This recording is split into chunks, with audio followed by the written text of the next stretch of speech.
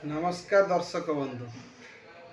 केंद्र रे नरेंद्र मोदी बीजेपी सरकार बहुत भल करुच्ची एवं लोक मानू प्रिय हो चलती नरेंद्र मोदी एवं विश्व में प्रतिष्ठित हो गले नरेंद्र मोदी। विश्वर समस्त 10टी नेता भितर तांकर नाम गणा जाउची।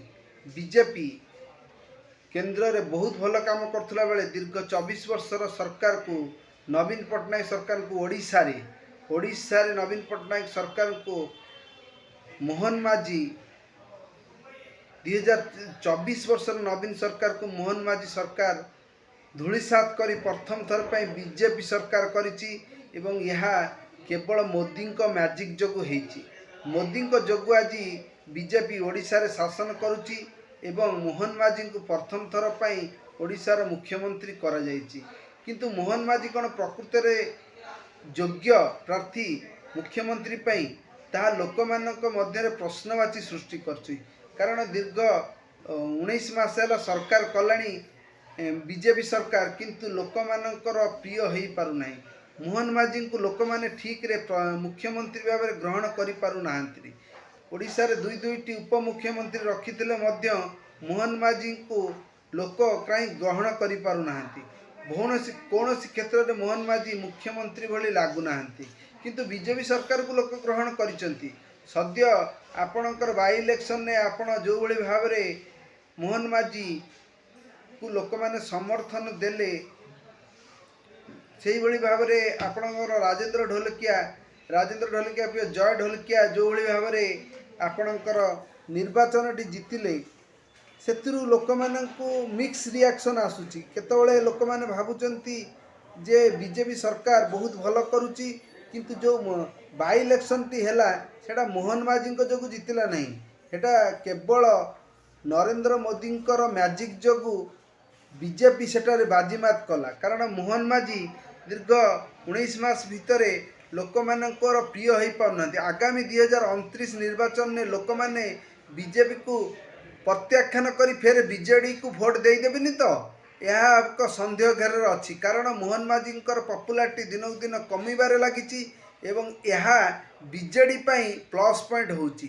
एवं बीजेडी 2029 रे फेर सरकार करियो बोली लोक माने एक मत दौरान। किंतु खाली कथा कहले किछि हब नहीं, यार या काम करी देखबार अच्छी।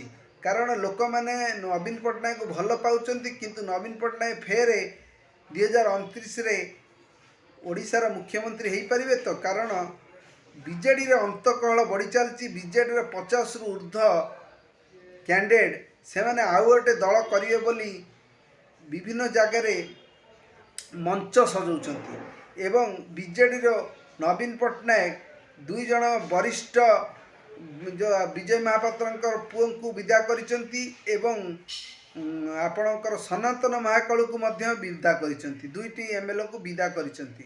तेणु यही भली भाव में भितर अंतकल लगी रही। तेणु आगामी दिन में बीजेडी जे सरकार करिबो ता नहीं भी प्रश्नवाची सृष्टि होची। कारण बीजेडी तांको दल भितर समानता रखी पारु नहीं एवं आउ नवीन कर से हाथ हलारे भोट नहीं। नवीन जो हाथ हलै दौले भोट आसूला से नवीन को पॉपुलारिटी आ नहीं।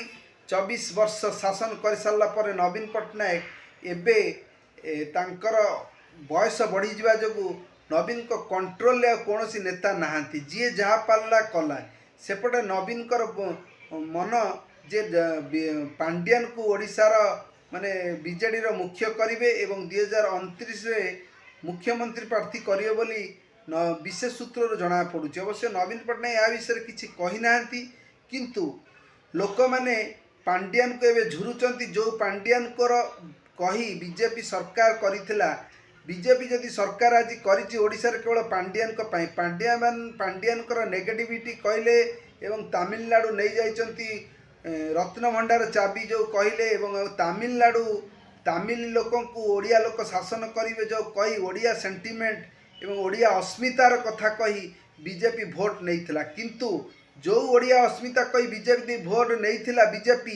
बीजेपी को जो भोट देइथिले लोक माने बीजेपी कौन ता कार्य करी देखै पारुची। बीजेपी जदि भल कार्य करी देखै थांता ताहाले ଲୋକମାନେ ବିଜେପିକୁ ଗ୍ରହଣ କରିଥାନ୍ତେ, କିନ୍ତୁ ଲୋକମାନେ ବିଜେପିକୁ ଗ୍ରହଣ କରିପାରୁନାହାନ୍ତି ଏଇଥିପାଇଁ କାରଣ ବିଜେପି ଯାହା ଯାହା କହିଥିଲା ତାହା କିଛି କରିପାରୁନି। 300 ୟୁନିଟ୍ ବିଜୁଳି ମାଗଣା ଏବଂ ଭଦ୍ରକରେ ହେବ ମେଡ଼ିକାଲ କଲେଜ ଏବଂ ଆପଣଙ୍କର ଲୋକମାନଙ୍କର ଭତ୍ତା ମିଳିବ 3000 ଟଙ୍କା ଏବଂ ବିଭିନ୍ନ କଥା ଯେକୌଣସି କ୍ଷେତ୍ରରେ ହେଉ ବିଜେପି ତାର କଥା ରଖିପାରିନାହିଁ।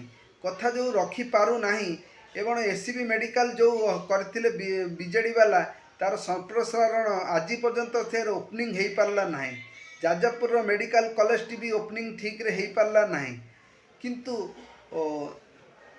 ଏହା କେବଳ ବିଜେପିର ପ୍ରୋବ୍ଲେମ୍ ନୁହେଁ, ଏଇଟା ହେଉଛି ଲୋକମାନେ କେବଳ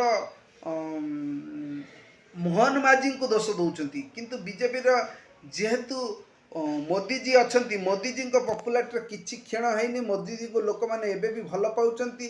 ମୋଦିଜୀ ବି ସର୍ଭେ କହୁଛି ଆଗାମୀ ଦିନରେ ମୋଦିଜୀ ବି ଭାରତର ଫେର ପ୍ରଧାନମନ୍ତ୍ରୀ ହେବେ। କିନ୍ତୁ ମୋହନ ମାଝୀକୁ ଲୋକମାନେ ଗ୍ରହଣ କରୁନାହାନ୍ତି।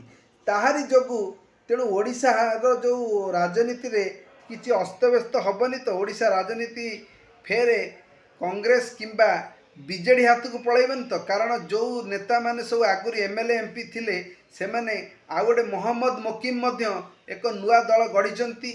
ଯେ ଦଳ ଏବେ 2029 ଇଲେକ୍ସନରେ ସିଏ ପାର୍ଟିସିପେଟ୍ କରିବେ। ତେଣୁ ବିଭିନ୍ନ ପ୍ରକାର ଦଳମାନେ କନ୍ଦଳ ଏବଂ ଅନ୍ୟାନ୍ୟ ଦଳ ଏବଂ ବିଜେଡ଼ିରେ ହେଉଥିବା ଦଳ କନ୍ଦଳ ଯୋଗୁଁ ବିଜେଡ଼ି ମଧ୍ୟ ତଳିତଳାନ୍ତ ହୋଇଗଲାଣି। ବିଜେଡ଼ି ଉପରୁ ଯେତେ ଷ୍ଟ୍ରଙ୍ଗ ଦେଖାହେଉଛି ଭିତରୁ କିନ୍ତୁ ବିଜେଡ଼ି ଫମ୍ପା ହୋଇଗଲାଣି। ଏଇର ସୁବିଧା ନେଇ ବିଜେପି ଫେରେ ବାଜିମାତ କରିବନି ତ। ତେଣୁ ଆଗାମୀ ଦିନରେ କ'ଣ ଘଟିବ କିଛି ଜଣା ନାହିଁ। କିନ୍ତୁ ପାଣ୍ଡିଆନ ବିରୁଦ୍ଧରେ ଏଇକ୍ଷିଣା ଯଦି ଗୋଟିଏ କାମ କରିବେ, ପାଣ୍ଡିଆନକୁ ନବୀନ ପଟ୍ଟନାୟକ ଯଦି ଦଳରୁ ସସ୍ପେଣ୍ଡ କରିଦେବେ ଲୋକମାନେ ଫେରେ ବିଜେଡ଼ି ଆଡ଼କୁ ଢଳିବେ ଏବଂ ପାଣ୍ଡିଆନକୁ ଯଦି ବିଜେପି ଆରେଷ୍ଟ କରିଦିଏ ତାପରେ ବି ଲୋକମାନେ ବିଜେପିକୁ ଭୋଟ ଦେବେ। କାରଣ ପାଣ୍ଡିଆନ ଗୋଟେ ଏମିତି ଅସ୍ତ୍ର ଯାହା ଦୁଇ ପଟ ଦଳକୁ ବିଜୟ ପରାଜୟର ମୁଖ୍ୟ କାରଣ ହେଉଛି। ତେଣୁ ପାଣ୍ଡିଆନ BK ପାଣ୍ଡିଆନ ଯେତେବେଳେ ଦଳ ପରାଜିତ ହେଲା ନବୀନ ପଟ୍ଟନାୟକ ଭାଷଣ ଦେଉଛନ୍ତି ଯେ BK ପାଣ୍ଡିଆନ ବହୁତ ଭଲ ଲୋକ, ସେ ଓଡ଼ିଶା ପାଇଁ ଭଲ କାମ କରିଛନ୍ତି, ତାଙ୍କର ହାରିବାରେ କିଛି ଦୋଷ ନାହିଁ। ତେଣୁ BK ପାଣ୍ଡିଆନଙ୍କ ପ୍ରେମରେ ନବୀନ ପଟ୍ଟନାୟକ ଏମିତି ଭାସି ଯାଇଛନ୍ତି। ତେଣୁ ନବୀନ ପଟ୍ଟନାୟକ BK ପାଣ୍ଡିଆନକୁ ଛାଡ଼ି ପାରୁନାହାନ୍ତି। ତେଣୁ ଆଗାମୀ ଦିନରେ ଦେଖିବା କିଏ ଓଡ଼ିଶାରେ ରାଜନୀତି କରୁଛି। 2029ରେ ବିଜେପି କରିବ ଶାସନ କି ବିଜେଡ଼ି କରିବ ଶାସନ ତାହା ରହିଲା 2029 ଇଲେକ୍ସନରେ ଆମେ ଜାଣିପାରିବା। କିନ୍ତୁ 2029 ପୂର୍ବରୁ ଗୋଟିଏ କଥା ମୁଁ ଏବେ କହୁଛି, 2026 ମସିହା ଚାଲିଛି। ନବୀନ ପଟ୍ଟନାୟକ ଯଦି ବଞ୍ଚିଥିବେ ତାହେଲେ ବହୁତ ଜୋରଦାର ଫାଇଟ୍ ହେବ ଏବଂ ଜୋରଦାର ଫାଇଟ୍ ହେବ ଏବଂ ବିଜେଡ଼ି ମଧ୍ୟ ବିଜେପି ସହିତ ମଚ୍ ହେବାର ବି ସମ୍ଭାବନା ଅଛି ଏବଂ ନବୀନ ପଟ୍ଟନାୟକ ଷଷ୍ଠ ଥର ପାଇଁ ଓଡ଼ିଶାର ମୁଖ୍ୟମନ୍ତ୍ରୀ ହେବାର ବି ଚାନ୍ସ ଅଛି। ତେଣୁ ଆଗାମୀ ଦିନରେ କ'ଣ ହେବ ତା ସମୟ ହିଁ କହିବ। ତେଣୁ ଆଗାମୀ ଦିନକୁ ଅପେକ୍ଷା କରିବା ଏବଂ ତା ପୂର୍ବରୁ ବାଇ ଇଲେକ୍ସନ୍ ଆମର ଯେଉଁ ପଞ୍ଚାୟତ ଇଲେକ୍ସନ୍ର ରେଜଲ୍ଟ ଦେଖିବାର ଅଛି ଏବଂ ପଞ୍ଚାୟତ ଇଲେକ୍ସନ୍ରେ ବିଜେପି କ'ଣ କରୁଛି ବିଜେଡ଼ି କ'ଣ କରୁଛି ତାହା ଦେଖିବାକୁ ବାକି ରହିଲା। ରହିଲି, ଜୟ ଜଗନ୍ନାଥ। ଆଉ ଆପଣମାନଙ୍କର ମତ ଏବଂ ଆପଣମାନେ କମେଣ୍ଟ କରନ୍ତୁ, ଲାଇକ୍ କରନ୍ତୁ, ସେୟାର କରନ୍ତୁ। ଆଗାମୀ ଦିନରେ 2029ରେ ଓଡ଼ିଶାର ମୁଖ୍ୟମନ୍ତ୍ରୀ କିଏ ହେବେ, ବିଜେପି ଦଳ ଜିତିବ କି ହାରିବ, ବିଜେଡ଼ି ଆଗକୁ ଯିବ କି ପଛକୁ ଯିବ, ବିଜେଡ଼ିରେ ନବୀନ ପଟ୍ଟନାୟକ ଓଡ଼ିଶାରେ ଷଷ୍ଠ ଥର ପାଇଁ ମୁଖ୍ୟମନ୍ତ୍ରୀ ହେବେ କି ନାହିଁ, କି ମୋହନ ମାଝୀ ଫେରେ ତାଙ୍କର ଚମକ ଦେଖେଇବେ। ରହିଲି, ଜୟ ଜଗନ୍ନାଥ।